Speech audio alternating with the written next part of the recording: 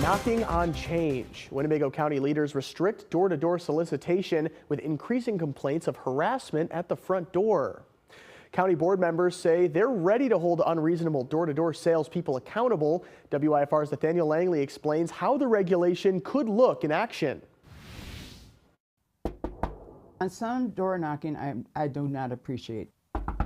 It's that initial uncertainty people have. A rare consensus on the Winnebago County Board. Nobody likes to be disturbed during their dinner. Board members unanimously set rules on door-to-door solicitation for unincorporated parts of the county. I'm hoping that residents feel somewhat secure that when somebody's coming to their door that they've been vetted to an extent. The new law requires solicitors to carry their registration from the county, which must be shown when asked.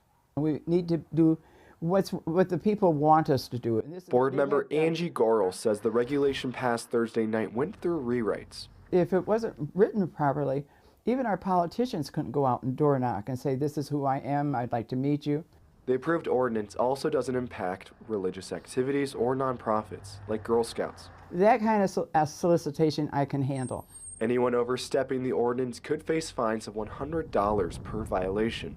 If people are coming around without credentials, I would recommend that they call the sheriff's department. Gorel has her own idea of who will police the law. Residents will call. They will call their board member and they will start complaining about it. In Winnebago County, Nathaniel Langley, WIFR News. The ordinance restricts solicitation from 10 a.m. to 5 p.m. Monday through Saturday, with no soliciting on Sundays, and registration is free for businesses and prospective peddlers.